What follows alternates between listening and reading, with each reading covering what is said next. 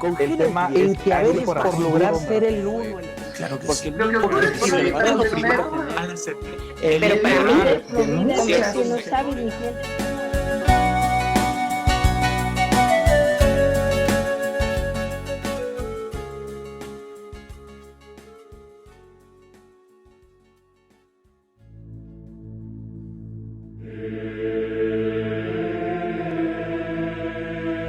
Dicasterio para la doctrina de la fe. Normas para proceder en el discernimiento de presuntos fenómenos sobrenaturales. Índice. Presentación. A la escucha del espíritu que opera en el pueblo fiel de Dios. La reciente revisión. Motivos de la nueva estructura de las normas. Nuevos aspectos. Reconocimiento de una acción del espíritu. La implicación y el acompañamiento del dicasterio. Introducción. Primero, orientaciones generales. A. Naturaleza del discernimiento. B. Conclusiones. Segundo, procedimiento a seguir. A. Normas sustanciales. B. Normas de procedimiento. Fase de instrucción. Fase de evaluación. Fase conclusiva. Presentación. A la escucha del Espíritu que obra en el pueblo fiel de Dios. Dios está presente y actúa en nuestra historia. El Espíritu Santo, que brota del corazón de Cristo resucitado, obra en la Iglesia con libertad divina y nos ofrece muchos dones preciosos que nos ayudan en el camino de la vida y estimulan nuestra maduración espiritual en la fidelidad al Evangelio. Esta acción del Espíritu Santo incluye también la posibilidad de llegar a nuestros corazones a través de ciertos acontecimientos sobrenaturales, como por ejemplo las apariciones o visiones de Cristo o de la Virgen Santa y otros fenómenos.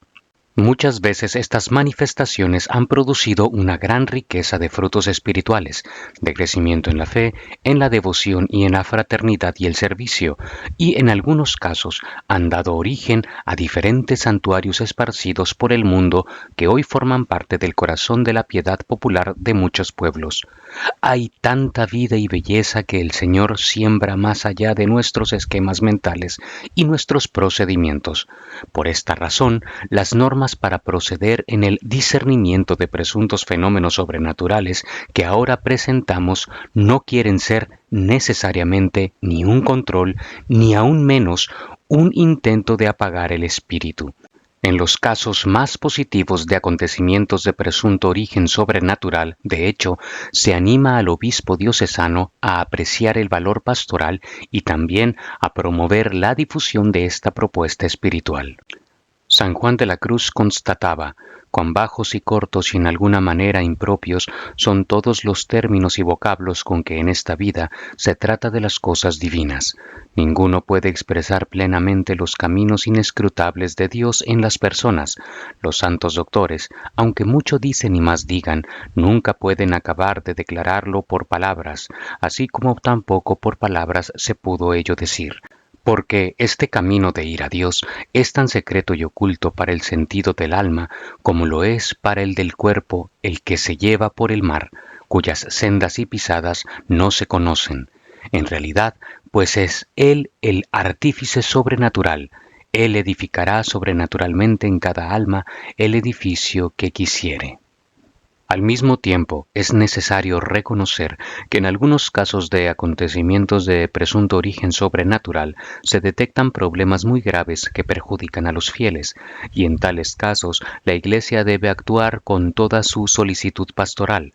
Me refiero, por ejemplo, a un uso de tales fenómenos para obtener beneficios, poder, fama, notoriedad social, interés personal, que puede llegar también a la posibilidad de cometer actos gravemente inmorales, o incluso como medio o pretexto para ejercer dominio sobre las personas o cometer abusos.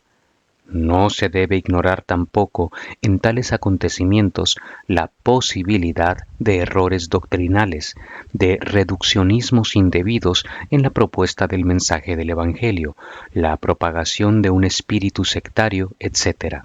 Por último, existe también la posibilidad que los fieles se vean arrastrados detrás de un acontecimiento atribuido a una iniciativa divina, pero que no es más que el fruto de la fantasía de alguien, de su deseo de novedad, de su mitomanía o de su tendencia a la falsedad. En su discernimiento en este ámbito, la Iglesia necesita, por tanto, de procedimientos claros.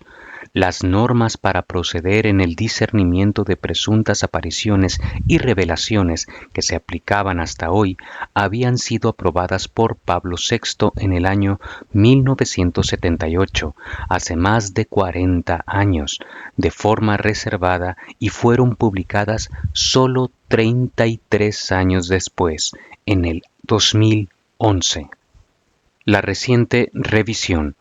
Con la aplicación de las normas del año 1978 se constataba, sin embargo, que las decisiones exigían tiempos muy prolongados, incluso varias décadas, y que de este modo se llegaba demasiado tarde en el necesario discernimiento eclesial. La revisión de las mismas se inició en el año 2019 a través de las varias consultas previstas por la entonces Congregación para la Doctrina de la Fe, Congreso, Consulta, Feria Cuarta y Plenaria. A lo largo de estos 5 años se han elaborado varias propuestas de revisión que, sin embargo, se han considerado insuficientes. En el Congreso del Dicasterio del 16 de noviembre de 2023, finalmente se constató la necesidad de una revisión global y radical del proyecto hasta aquel momento elaborado, y se preparó otro borrador de documento totalmente replanteado en la dirección de una mayor clarificación de las funciones del obispo diocesano y del dicasterio. El nuevo proyecto se sometió a una consulta restringida que se celebró el 4 de marzo de 2024, en la que la opinión general fue positiva, si bien se suscitaron algunas observaciones de mejora que se incorporaron al posterior borrador del documento. A continuación, el texto fue estudiado en la Feria Cuarta del Dicasterio, celebrada el 17 de abril de 2024, durante la cual los cardenales y obispos miembros dieron su aprobación. Finalmente, las nuevas normas fueron presentadas el 4 de mayo de 2024 al Santo Padre, quien las aprobó y ordenó la publicación, estableciendo su entrada en vigor el 19 de mayo de 2024 en la solemnidad de Pentecostés. Motivos para la nueva redacción de las normas. En el prefacio a la publicación de las normas del año 1978, ocurrida en el año 2011, el entonces prefecto, el cardenal William Levada, dejaba claro que el mismo dicasterio era competente para examinar los casos de apariciones, de visiones y mensajes atribuidos a un origen sobrenatural. Aquellas normas, de hecho, establecían que corresponde a la Sagrada Congregación juzgar la actuación del ordinario o disponer un nuevo examen. En el pasado, la Santa Sede parecía aceptar que los obispos hicieran declaraciones como estas. Se justifica que los fieles crean que es indudable y cierto. Decreto del obispo de Grenoble, 19 de septiembre de 1851. No se puede poner en duda la realidad de las lacrimaciones. Obispo de Sicilia, 12 de diciembre de 1953.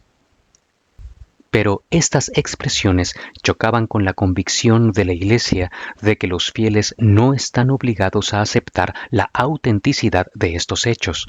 Por ello, pocos meses después de este último caso, el entonces Santo Oficio había aclarado que todavía no ha tomado una decisión en relación con la Virgen de las Lágrimas. Siracusa, Sicilia, 2 de octubre de 1954. Además, más recientemente, refiriéndose al caso de Fátima, la entonces Congregación para la Doctrina de la Fe explicó que la aprobación eclesiástica de una revelación privada pone en evidencia que su mensaje no contiene nada que vaya contra la fe y las buenas costumbres. 26 de junio de 2000.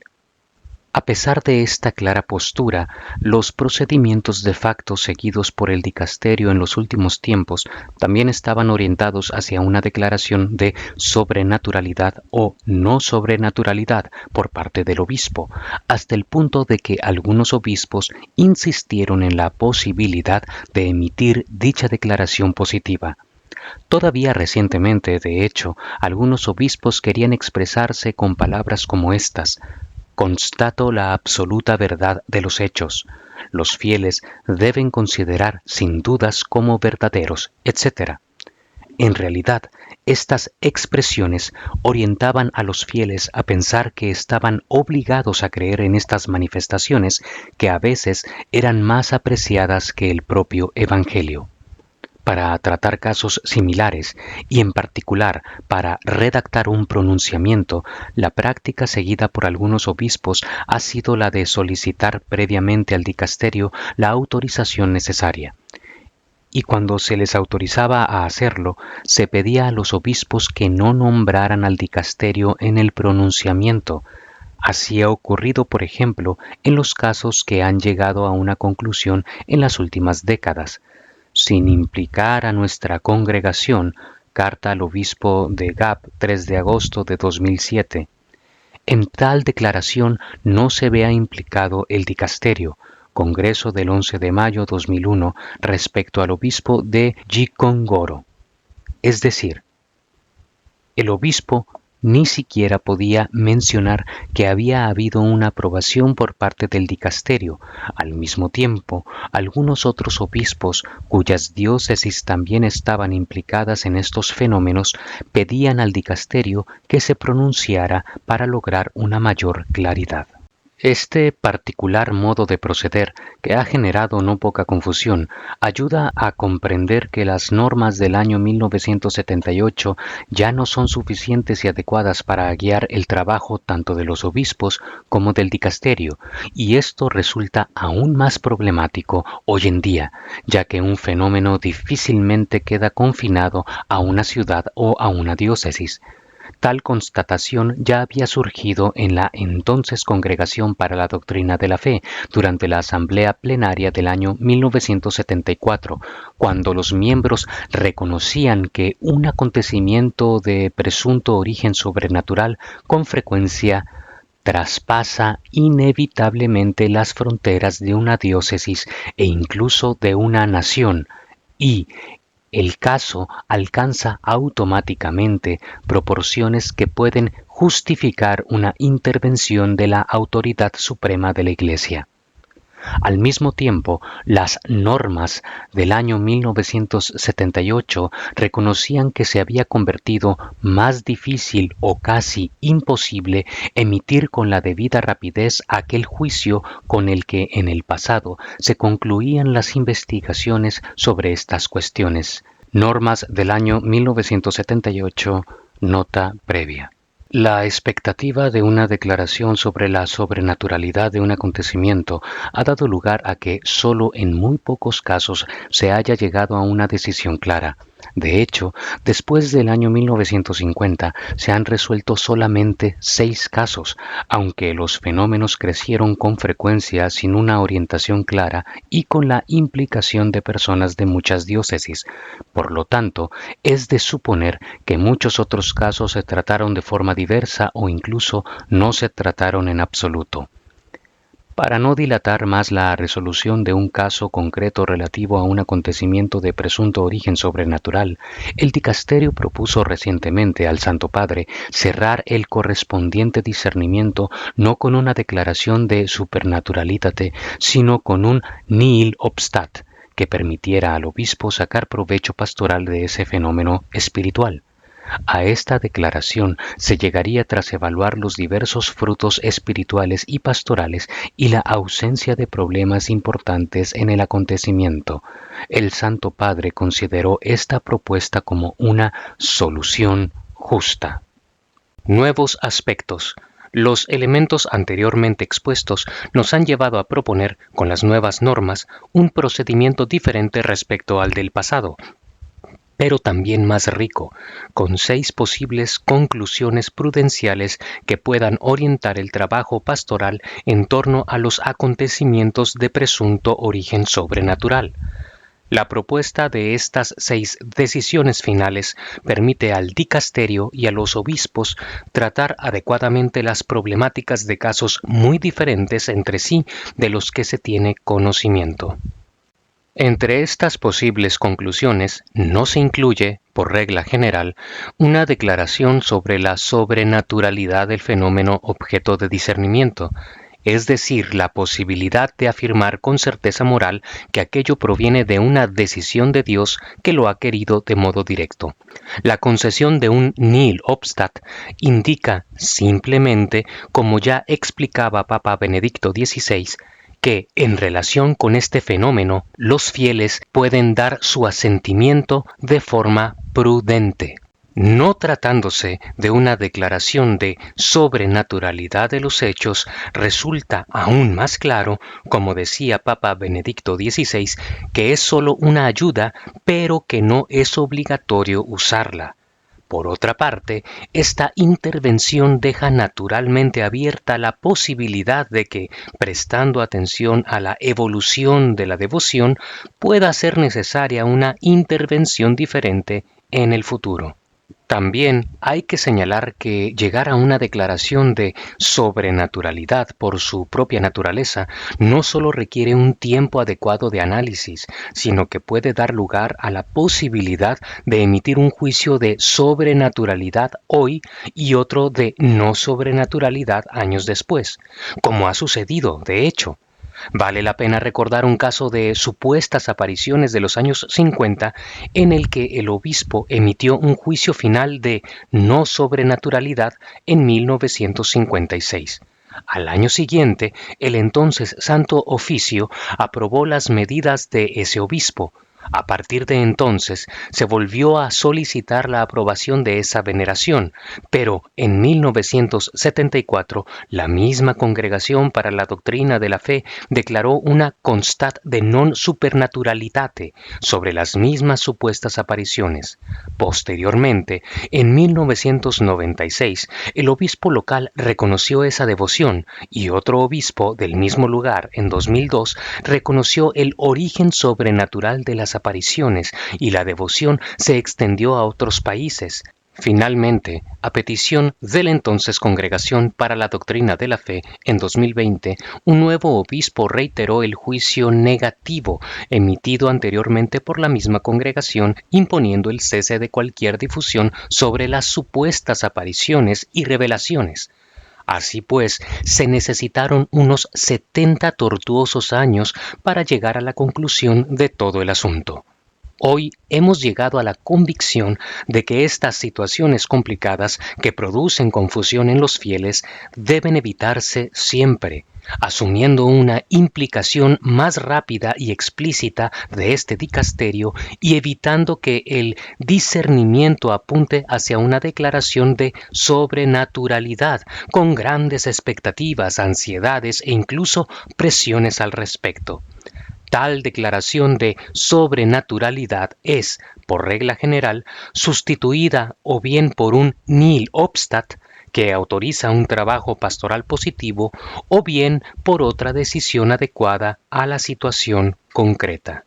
Los procedimientos previstos por las nuevas normas, con la propuesta de 6 posibles decisiones prudenciales, permiten alcanzar en un tiempo más razonable una decisión que ayude al obispo a gestionar la situación relativa a los acontecimientos de presunto origen sobrenatural, antes que estos adquieran dimensiones muy problemáticas sin un necesario discernimiento eclesial. Sin embargo, permanece firme la posibilidad de que el Santo Padre intervenga autorizando de manera totalmente excepcional el llevar a cabo un procedimiento sobre una posible declaración de sobrenaturalidad de los acontecimientos. Se trata, en efecto, de una excepción que, de hecho, solo se ha dado en muy pocos casos en los últimos siglos. Por otro lado, Como prevén las nuevas normas, permanece firme la posibilidad de una declaración de no sobrenaturalidad solo cuando surgen signos objetivos y claramente indicativos de una manipulación presente en la base del fenómeno.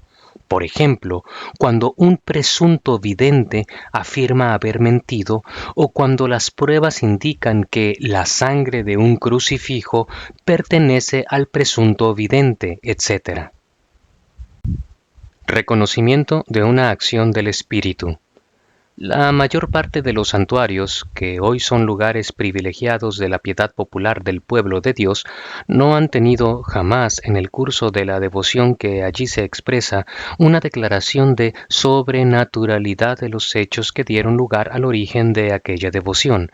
El Sensus Fidelium intuyó que allí existe una acción del Espíritu Santo y no aparecen problemas importantes que hayan requerido una intervención de los pastores. En muchos casos, la presencia del obispo y de los sacerdotes en ciertos momentos, como por ejemplo en las peregrinaciones o en las celebraciones de algunas misas, era un modo implícito de reconocer que no existían objeciones graves y que aquella experiencia espiritual ejercitaba una influencia positiva sobre la vida de los fieles. En todo caso, un nihil obstat permite a los pastores actuar sin dudas ni demora para estar junto al pueblo de Dios en la acogida de los dones del Espíritu Santo que pueden brotar en medio de estos hechos. La expresión "en medio de", utilizada por las nuevas normas, ayuda a comprender que aun cuando no se emite una declaración de sobrenaturalidad sobre el acontecimiento mismo, sin embargo, se reconoce con claridad los signos de una acción sobrenatural del Espíritu Santo en el contexto de lo que está ocurriendo. En otros casos, junto a este reconocimiento, se percibe la necesidad de ciertas aclaraciones o purificaciones. Puede suceder, de hecho, que verdaderas acciones del Espíritu Santo en una situación concreta, que pueden ser justamente apreciadas, aparezcan mezcladas con elementos meramente humanos, como deseos personales, recuerdos, ideas a veces obsesivas o a algún error de orden natural no debido a una mala intención, sino a la percepción subjetiva del fenómeno. Además, no se puede colocar la experiencia de una visión sin más consideraciones ante el riguroso dilema o de ser correcta en todos los puntos o de tener que ser considerada completamente una ilusión humana o diabólica. La implicación y el acompañamiento del dicasterio. Es importante comprender que las nuevas normas ponen blanco sobre negro un punto firme acerca de la competencia de este dicasterio. Por un lado, se mantiene firme en que el discernimiento es tarea del obispo diocesano. Por otra parte, teniendo que reconocer que, hoy más que nunca, estos fenómenos implican a muchas personas que pertenecen a otras diócesis y se difunden rápidamente en diferentes regiones y países, las nuevas normas establecen que el dicasterio debe ser consultado e intervenir siempre para dar una aprobación final a cuanto ha decidido el obispo, antes que este último haga pública una decisión sobre un acontecimiento de origen presuntamente sobrenatural. Si antes intervenía, pero se pedía al obispo que no lo nombrara siquiera, hoy el dicasterio manifiesta públicamente su implicación y acompaña al obispo en la decisión final. En el hacer público cuanto se haya decidido, se dirá, por tanto, de acuerdo con el dicasterio para la doctrina de la fe. No obstante, como ya contemplaban las normas del año 1978, también las nuevas normas prevén que, en algunos casos, el dicasterio pueda intervenir motu propio. De hecho, tras llegar a una decisión, las nuevas normas prevén que el dicasterio se reserva, en cualquier caso, la posibilidad de intervenir nuevamente tras la evolución del fenómeno y piden al obispo seguir vigilando por el bien de los fieles. Dios está siempre presente en la historia de la humanidad y no cesa nunca de enviarnos sus dones de gracia por la acción del Espíritu Santo para renovar cada día nuestra fe en Jesucristo, Salvador del mundo. Corresponde a los pastores de la Iglesia la tarea de hacer que sus fieles tengan siempre presente esta presencia amorosa de la Santísima Trinidad en medio de nosotros, del mismo modo que les corresponde a ellos la tarea de preservar a los fieles de todo engaño. Estas nuevas normas no son más que un modo concreto con el que el Dicasterio para la Doctrina de la Fe se pone al servicio de los pastores en la dócil escucha del Espíritu que actúa en el pueblo fiel de Dios. Víctor Manuel Cardenal Fernández, Prefecto. Introducción. 1. Jesucristo es la palabra definitiva de Dios, el primero y el último. Apocalipsis 1:17. Él es la plenitud y el cumplimiento de la revelación. Todo lo que Dios ha querido revelar lo ha hecho mediante su Hijo, palabra hecha carne. La economía cristiana, por tanto, como alianza nueva y definitiva, nunca cesará y no hay que esperar ya ninguna revelación pública antes de la gloriosa manifestación de nuestro Señor Jesucristo. 2. En la palabra revelada está todo lo que necesita la vida cristiana. San Juan de la Cruz afirma que el Padre, porque en darnos como nos dio a su Hijo, que es una palabra suya, que no tiene otra, todo nos lo habló junto y de una vez en esta sola palabra, y no tiene más que hablar, porque lo que hablaba antes en partes a los profetas, ya lo ha hablado en el todo, dándonos al todo, que es su Hijo. Por lo cual, el que ahora quisiese preguntar a Dios o querer alguna visión o revelación, no sólo haría una necedad, sino haría agravio a Dios, no poniendo los ojos totalmente en Cristo, sin querer otra alguna cosa o novedad. 3. En el tiempo de la Iglesia, el Espíritu Santo conduce a los creyentes de toda época hasta la verdad plena. Juan 16:13. De modo que la inteligencia de la revelación sea más profunda. Es el Espíritu Santo, de hecho, quien nos guía cada vez más en la comprensión del misterio de Cristo, de modo que, por más misterios y maravillas que han descubierto en este estado de vida, les quedó todo lo más por decir y aún por entender, y así mucho que ahondar en Cristo, porque es como una abundante mina con muchos senos de tesoros, que, por más que ahonden, nunca les hallan fin ni término, antes van en cada seno hallando nuevas venas de nuevas riquezas acá y allá. 4. Si de una parte todo aquello que Dios ha querido revelar lo ha hecho mediante su Hijo y en la Iglesia de Cristo se ponen a disposición de todo bautizado los medios ordinarios de santidad, por otra, el Espíritu Santo puede conceder a algunas personas experiencias de fe del todo particulares, cuyo objetivo no es la de mejorar o completar la revelación definitiva de Cristo, sino la de ayudar a vivirla más plenamente en una cierta época de la historia. 5. La santidad, de hecho, es una llamada que concierne a todos los bautizados.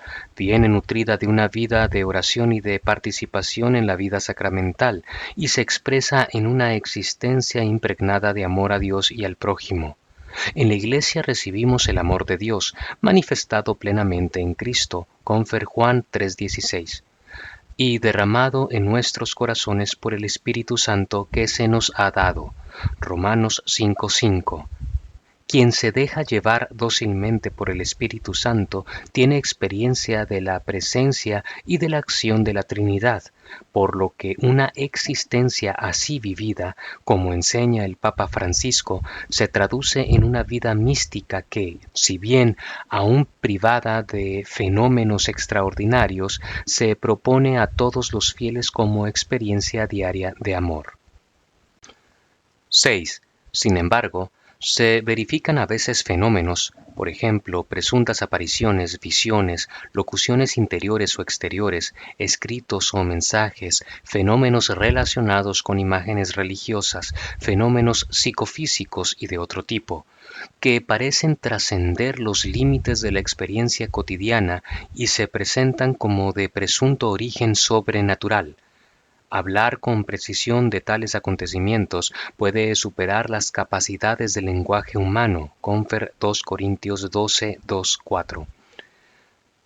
Con el advenimiento de los modernos medios de comunicación, tales fenómenos pueden atraer la atención o suscitar la perplejidad de muchos creyentes, y sus noticias pueden difundirse con gran rapidez, de modo que los pastores de la Iglesia están llamados a tratar tales acontecimientos con solicitud, es decir, a apreciar sus frutos, a purificarlos de elementos negativos o a advertir a los fieles de los peligros que de ellos se derivan. Confer, primera carta de Juan, capítulo 4, versículo 1. 7. Además, con el desarrollo de los medios de comunicación actuales y el aumento de las peregrinaciones, estos fenómenos alcanzan dimensiones nacionales e incluso mundiales, de modo que una decisión relativa a una diócesis también tiene consecuencias en otros lugares. 8. Cuando, junto a determinadas experiencias espirituales, se producen también fenómenos físicos o psíquicos que no pueden explicarse inmediatamente con el solo uso de la razón, corresponde a la Iglesia emprender un cuidadoso estudio y discernimiento de estos fenómenos. 9. En su exhortación apostólica Gaudete et Exsultate, Papa Francisco recuerda que el único modo de saber si algo viene del Espíritu Santo es el discernimiento que hay que pedir y cultivar en la oración.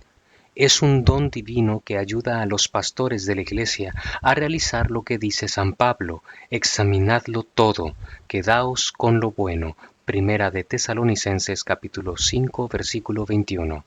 Para ayudar a los obispos diocesanos y a las conferencias episcopales en llevar a cabo el discernimiento de los fenómenos de supuesto origen sobrenatural, el Dicasterio para la Doctrina de la Fe promulga las siguientes normas para proceder en el discernimiento de presuntos fenómenos sobrenaturales. Primero, orientaciones generales, inciso A, naturaleza del discernimiento. Numeral 10.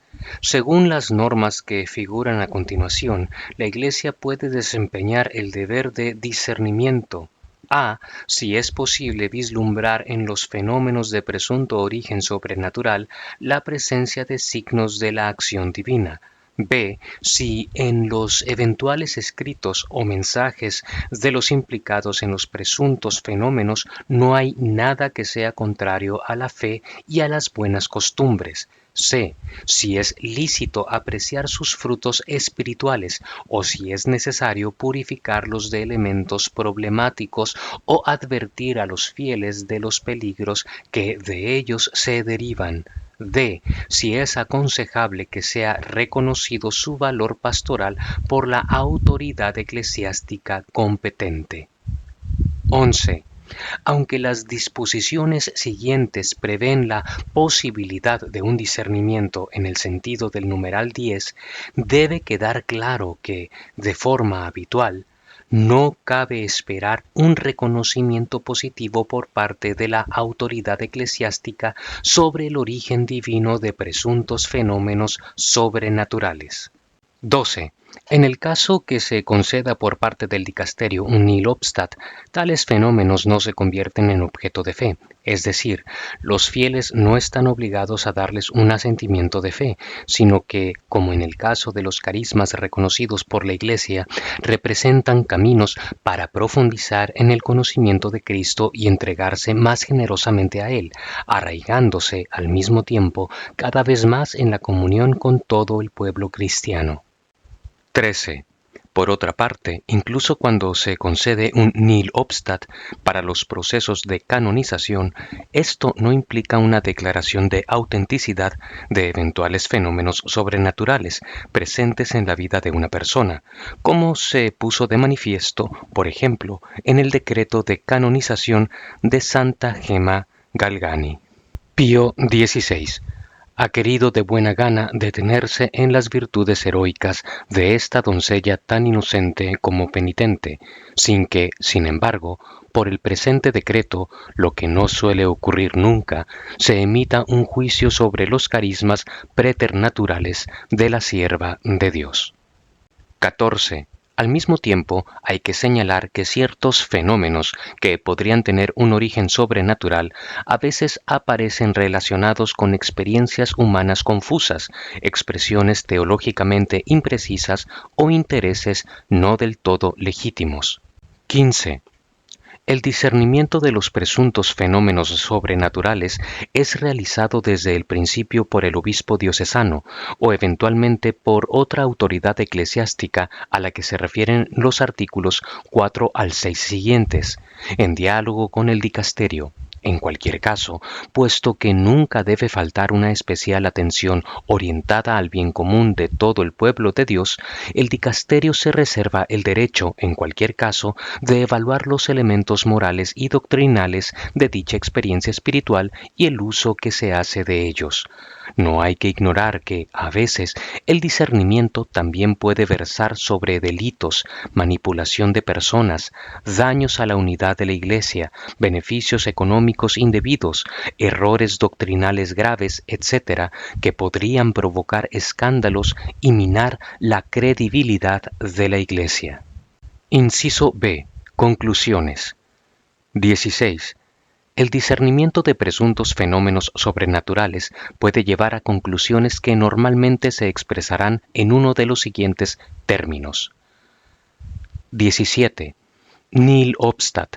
Aunque no se expresa ninguna certeza en cuanto a la autenticidad sobrenatural del fenómeno, se reconocen muchos signos de una acción del Espíritu Santo en medio de una determinada experiencia espiritual, y no se han detectado, al menos hasta ese momento, aspectos especialmente problemáticos o arriesgados.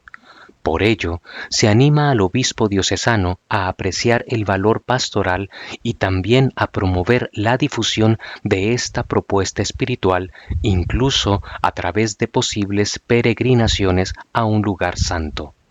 18. Preoculis habetur. Si bien se reconocen importantes signos positivos, se advierten también algunos elementos de confusión o posibles riesgos que requieren un cuidadoso discernimiento y diálogo con los destinatarios de una determinada experiencia espiritual por parte del obispo diocesano. Si hay escritos o mensajes, puede ser necesaria una clarificación doctrinal. 19. Curatur. Se detectan varios o significativos elementos problemáticos, pero al mismo tiempo existe ya una amplia difusión del fenómeno y una presencia de frutos espirituales asociados a él y que pueden verificarse. En este sentido, se desaconseja una prohibición que pueda inquietar al pueblo de Dios. En todo caso, se insta al obispo diocesano a no alentar este fenómeno, a buscar expresiones alternativas de devoción y, eventualmente, a reorientar su perfil espiritual y pastoral. 20. Submandato. Los problemas detectados no están relacionados con el fenómeno en sí, rico en elementos positivos, sino con una persona, una familia o un grupo de personas que hacen un uso impropio del mismo. Se utiliza una experiencia espiritual para obtener un beneficio económico particular e indebido, cometiendo actos inmorales o desarrollando una actividad pastoral paralela a la ya presente en el territorio eclesiástico, sin aceptar las indicaciones del obispo diocesano. En este caso, la dirección pastoral del lugar específico donde se produce el fenómeno se confía o al obispo diocesano o a otra persona delegada por la Santa Sede, quien, cuando no pueda intervenir directamente, tratará de llegar a un acuerdo razonable. 21. Prohibetur et obstruatur. Aunque existen exigencias legítimas y algunos elementos positivos, los problemas y los riesgos parecen graves, Por ello, para evitar ulteriores confusiones o incluso escándalos que puedan minar la fe de los sencillos, el dicasterio pide al obispo diocesano que declare públicamente que no está permitida la adhesión a este fenómeno y que ofrezca simultáneamente una catequesis que pueda ayudar a comprender las razones de la decisión y a reconducir las legítimas inquietudes espirituales de esa parte del pueblo de Dios. 22. Declaratio de non supernaturalitate. En este caso, el obispo diocesano es autorizado por el dicasterio a declarar que el fenómeno se reconoce como no sobrenatural. Esta decisión debe basarse en hechos y evidencias concretas y probadas. Por ejemplo, cuando un presunto vidente afirma haber mentido o cuando testigos creíbles aportan elementos de juicio que permiten descubrir la falsedad del fenómeno, la intención errónea o la mitomanía. 23. A la luz de lo anteriormente expuesto, se reitera que ni el obispo diocesano, ni las conferencias episcopales, ni el dicasterio, por regla general, declararán que estos fenómenos son de origen sobrenatural, ni siquiera si se concede un nihil obstat, sin perjuicio de que el Santo Padre pueda autorizar que se lleve a cabo un procedimiento al respecto. Segundo, procedimiento a seguir. Inciso A. Normas sustanciales. Artículo 1. Corresponde al obispo diocesano, en diálogo con la Conferencia Episcopal Nacional, examinar los casos de presuntos fenómenos sobrenaturales ocurridos en su territorio y formular el juicio final sobre ellos, que se someterá a la aprobación del dicasterio, incluida la posible promoción del culto o devoción relacionados con ellos. Artículo 2. Después de haber investigado los hechos en cuestión, corresponde al obispo diocesano transmitir con su voto al dicasterio para la doctrina de la fe los resultados de la investigación, realizada según las normas indicadas a continuación, y actuar según las indicaciones proporcionadas por el dicasterio. Corresponde al dicasterio, en cualquier caso, evaluar el modo de proceder del obispo diocesano y aprobar o no la decisión por él propuesta que se atribuye al caso concreto. Artículo 3, párrafo 1. El obispo diocesano se abstendrá de toda declaración pública sobre la autenticidad o sobrenaturalidad de estos fenómenos y de toda implicación en ellos. Sin embargo, no debe dejar de estar vigilante para intervenir, si fuera necesario, con rapidez y prudencia, siguiendo los procedimientos indicados en las normas siguientes. Párrafo 2. Cuando, en relación con el presunto acontecimiento sobrenatural, surgiesen formas de devoción incluso sin un verdadero y propio culto, el obispo diocesano tiene el grave deber de iniciar una investigación canónica exhaustiva lo antes posible para salvaguardar la fe y evitar abusos. Párrafo 3. El obispo diocesano debe poner especial cuidado en contener, incluso con los medios a su alcance, las manifestaciones religiosas confusas o la difusión de cualquier material relacionado con el supuesto fenómeno sobrenatural, por ejemplo, lacrimaciones de imágenes sangradas, sudores, hemorragias, mutación de hostias consagradas, etc., para no alimentar un clima sensacionalista. Artículo 4. Cuando, sea por el lugar de residencia de las personas implicadas en el presunto fenómeno, sea por el lugar de difusión de las formas de culto o en cualquier caso de devoción popular, esté implicada la competencia de más obispos diocesanos, estos, previa consulta al dicasterio para la doctrina de la fe, podrán constituir una comisión interdiocesana que, presidida por uno de los obispos diocesanos, dispondrá la instrucción según los artículos siguientes. Para ello, podrán valerse también de la ayuda de los departamentos competentes de la Conferencia Episcopal. Artículo 5. En el caso de que los presuntos hechos sobrenaturales impliquen la competencia de obispos diocesanos pertenecientes a la misma provincia eclesiástica, el metropolitano, previa consulta a la conferencia episcopal y al dicasterio para la doctrina de la fe, podrá, por mandato del dicasterio, asumir la constitución y presidencia de la comisión a la que se refiere el artículo 4. Artículo 6, párrafo 1. En los lugares donde esté establecida la región eclesiástica a la que se refieren los cánones 433 y 434 del Catecismo de la Iglesia Católica y los presuntos hechos sobrenaturales afectasen a dicho territorio, el obispo presidente solicitará al dicasterio para la doctrina de la fe un mandato especial para proceder. Párrafo 2. En este caso, los procedimientos seguirán, por analogía, cuanto previsto en el artículo 5, observando las indicaciones recibidas del mismo dicasterio. B. Normas de procedimiento. Fase de instrucción. Artículo 7, párrafo 1.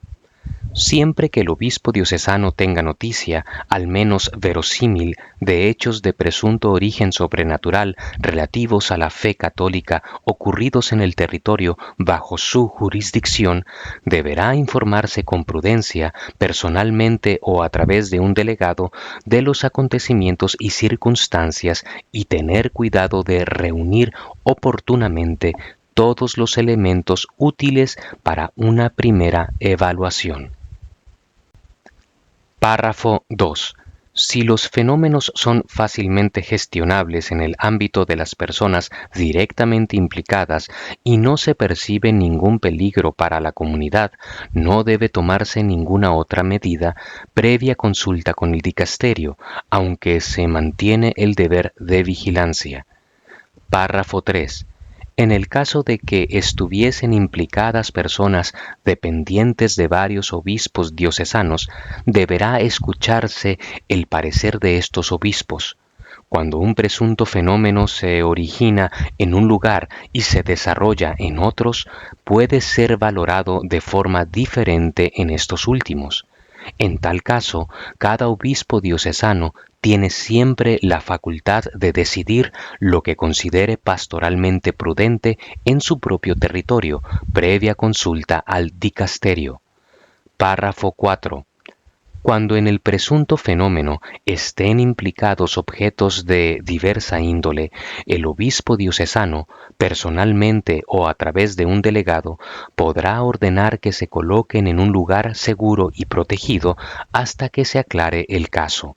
Cuando se trata de un presunto milagro eucarístico, las especies consagradas deben conservarse en un lugar reservado y de forma adecuada.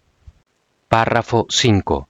En el caso en el que los elementos recogidos parezcan suficientes, el obispo diocesano decidirá si inicia una fase de evaluación del fenómeno con el fin de proponer un juicio final al dicasterio en su votum, en el interés superior de la fe de la Iglesia y para salvaguardar y promover el bien espiritual de los fieles. Artículo 8, párrafo 1.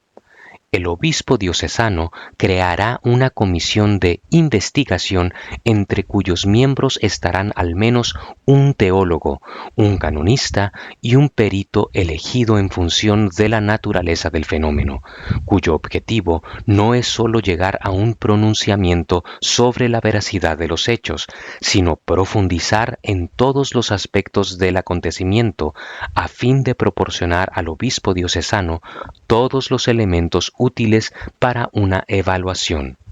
Párrafo 2.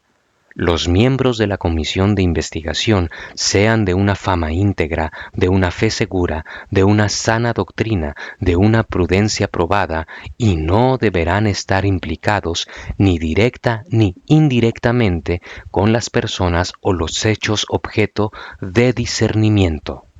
Párrafo 3. El propio obispo diocesano nombrará a un delegado, también elegido entre los miembros de la comisión o externo a ella, con el encargo de coordinar y presidir los trabajos y preparar las sesiones. Párrafo 4. El obispo diocesano o su delegado nombrará también un notario encargado de asistir a las reuniones y de levantar acta de los interrogatorios y de cualquier otro acto de la comisión. Es deber del notario asegurar que las actas sean debidamente firmadas y que todos los actos objeto de la instrucción sean recogidos y, ordenados, se conserven en los archivos de la curia. El notario también se encarga de la convocatoria y prepara la documentación. Párrafo 5. Todos los miembros de la comisión están llamados a mantener el secreto de oficio, prestando juramento. Artículo 9, párrafo 1. Los interrogatorios se llevan a cabo de forma análoga a cuanto prescrito por la legislación universal y se realizan sobre la base de preguntas formuladas por el delegado, tras un debate adecuado con los demás miembros de la comisión. Párrafo 2. La declaración jurada de las personas implicadas en los presuntos hechos sobrenaturales se presta en presencia de toda la comisión, o al menos de algunos de sus miembros. Cuando los hechos del caso se basan en un testimonio ocular, los testigos deben ser interrogados lo antes posible para aprovechar la proximidad temporal al acontecimiento. Párrafo 3. Los confesores de las personas implicadas que afirman haber sido protagonistas de hechos de origen sobrenatural no pueden testificar sobre todo lo que han conocido a través de la confesión sacramental. Párrafo 4. Los directores espirituales de las personas implicadas que afirmen haber sido protagonistas de hechos de origen sobrenatural no podrán testificar sobre lo que hayan conocido a través de la dirección espiritual, salvo que las personas interesadas autoricen la declaración por escrito. Artículo 10. Cuando el material de la instrucción contenga textos escritos u otros elementos, video, audio, fotográficos, divulgados en los medios de comunicación que tengan como autor a una persona implicada en el presunto fenómeno, dicho material será sometido a un examen minucioso por expertos, cuyos resultados serán incluidos en la documentación de la instrucción por el notario. Artículo 11, párrafo 1. Cuando los hechos extraordinarios a los que se refiere el artículo 7, párrafo 1, incluyan objetos de diversa naturaleza, la comisión llevará a cabo una investigación exhaustiva de estos objetos a través de los expertos que la componen o de otros expertos elegidos para el caso, con el fin de llegar a una evaluación de carácter científico, doctrinal y canónico que ayude a la evaluación posterior. Párrafo 2. Cuando eventuales muestras de naturaleza orgánica relacionadas con el acontecimiento extraordinario requiriesen especiales investigaciones de laboratorio y, en cualquier caso, de tipo técnico-científico, el estudio será encomendado por la comisión a expertos verdaderamente peritos en el área correspondiente al tipo de investigación. Párrafo 3.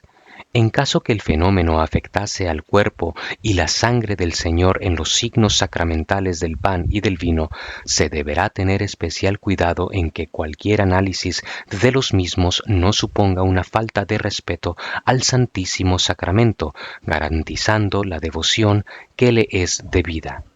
Párrafo 4. Cuando los presuntos hechos extraordinarios estuviesen en el origen de problemas de orden público, el obispo diocesano colaborará con la autoridad civil competente. Artículo 12.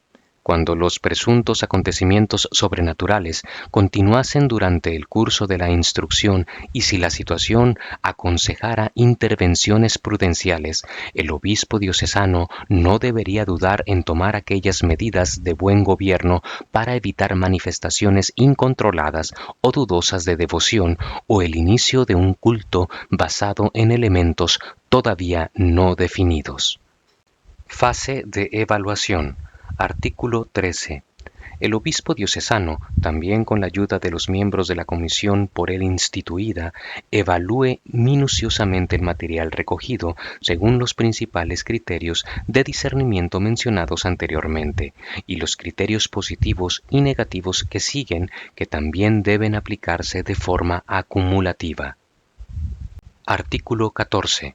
Entre los criterios positivos no se deje de juzgar, primero, la credibilidad y buena reputación de las personas que afirman ser destinatarias de acontecimientos sobrenaturales o estar directamente implicadas en ellos, así como de los testigos escuchados. En particular, debe tenerse en cuenta el equilibrio psíquico, la honestidad y rectitud en la vida moral, la sinceridad, humildad y docilidad habitual hacia la autoridad eclesiástica, la disponibilidad para colaborar con ella y la promoción de un espíritu de auténtica comunión eclesial. Segundo, la ortodoxia doctrinal del fenómeno y del eventual mensaje relacionado con él. Tercero, el carácter imprevisible del fenómeno, del que se desprende claramente que no es fruto de la iniciativa de las personas implicadas. Cuarto, los frutos de la vida cristiana.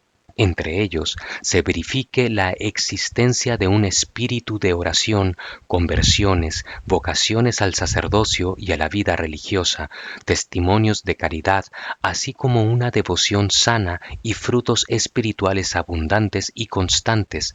Debe evaluarse la contribución de tales frutos al crecimiento de la comunión eclesial. Artículo 15. Entre los criterios negativos se verifiquen cuidadosamente, primero, la posible presencia de un error manifiesto sobre el hecho. Segundo, posibles errores doctrinales. A este respecto hay que tener en cuenta la posibilidad de que la persona que dice ser destinataria de acontecimientos de origen sobrenatural haya añadido, incluso inconscientemente, elementos puramente humanos a una revelación privada o algún error de orden natural no debido a una mala intención, sino a la percepción subjetiva del fenómeno. Tercero, un espíritu sectario que genera división en el tejido eclesial. Cuarto, una evidente búsqueda de beneficio, poder, fama, notoriedad social, interés personal estrechamente ligada al hecho. Quinto, actos gravemente inmorales cometidos en el momento o con ocasión del hecho por el sujeto o sus seguidores. Sexto, alteraciones psíquicas o tendencias psicopáticas en el sujeto que puedan haber ejercido una influencia en el presunto hecho sobrenatural o psicosis, histeria colectiva u otros elementos atribuibles a un horizonte patológico. Artículo 16. Debe considerarse de especial gravedad moral la utilización de supuestas experiencias sobrenaturales o de elementos místicos reconocidos como medio o pretexto para ejercer dominio sobre las personas o cometer abusos. Artículo 17.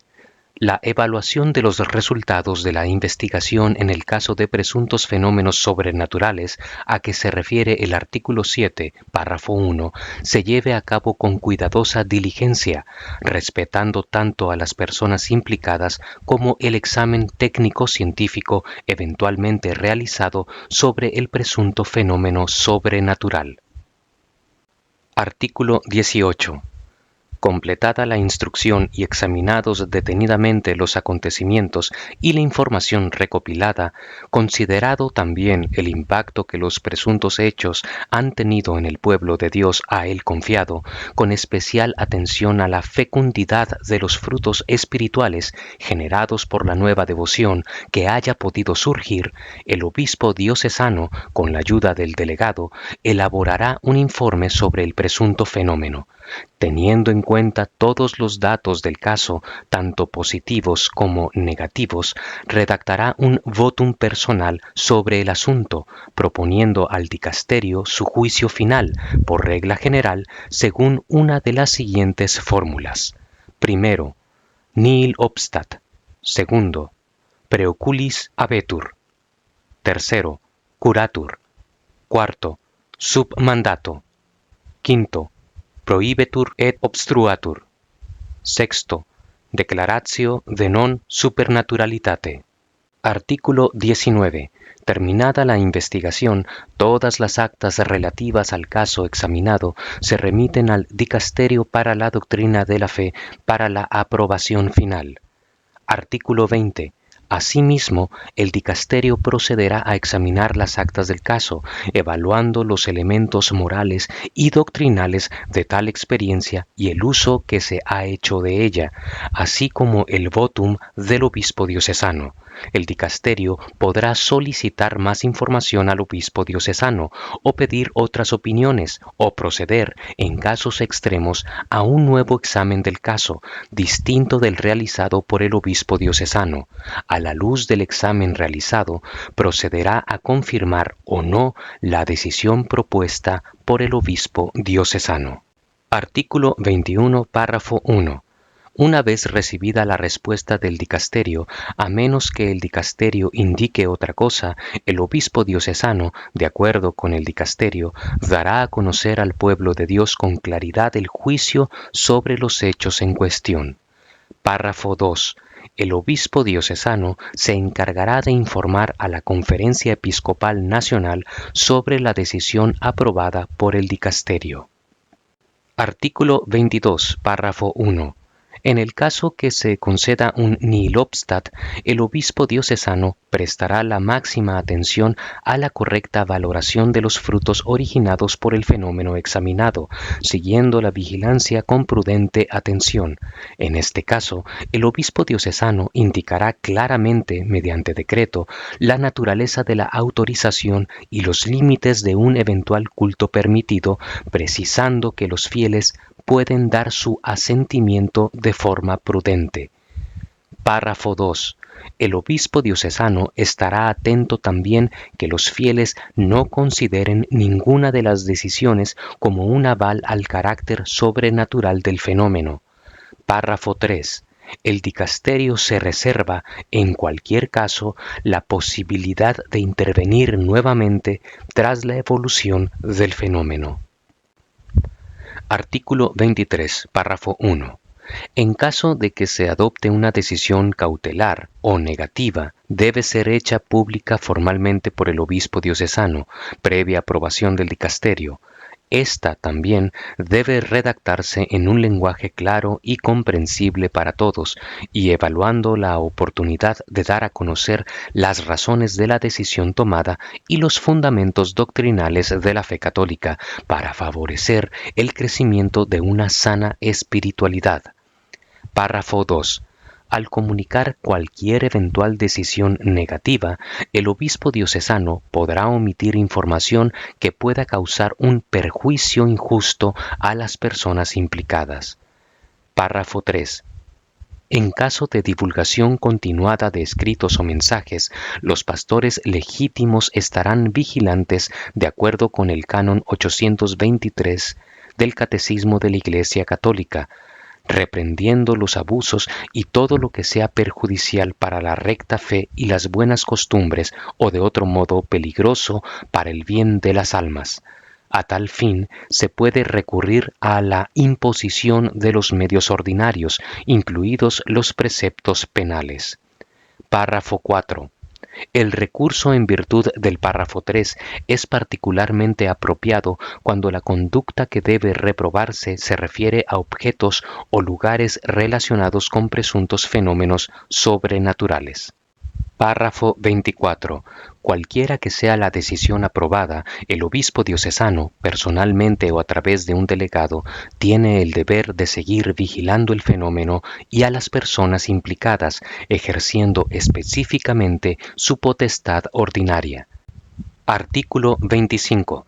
En caso que los presuntos fenómenos sobrenaturales puedan atribuirse con certeza a un intento deliberado de mistificar y engañar con otros fines, ejemplo, lucro y otros intereses personales, el obispo diocesano aplicará, caso por caso, la legislación canónica penal vigente. Artículo 26. El Dicasterio para la Doctrina de la Fe tiene la facultad de intervenir motu proprio en cualquier momento y en cualquier estado de discernimiento sobre presuntos fenómenos sobrenaturales. Artículo 27. Las presentes normas sustituyen íntegramente las precedentes del 25 de febrero de 1978. El sumo pontífice Francisco, en la audiencia concedida al suscrito prefecto junto al secretario para la sección doctrinal del Dicasterio para la Doctrina de la Fe, el día 4 de mayo de 2024, ha aprobado las presentes normas, decididas en la sesión ordinaria de este dicasterio en fecha 17 de abril de 2024, y ha ordenado su publicación, estableciendo que éstas entren en vigor el 19 de mayo de 2024 en la solemnidad de Pentecostés, dado en Roma, en la sede del Dicasterio para la Doctrina de la Fe, el 17 de mayo de 2024. Víctor Manuel Cardenal Fernández, prefecto. Monseñor Armando Mateo, secretario para la sección doctrinal. Exaudiencia, 4 de mayo de 2024, Franciscos.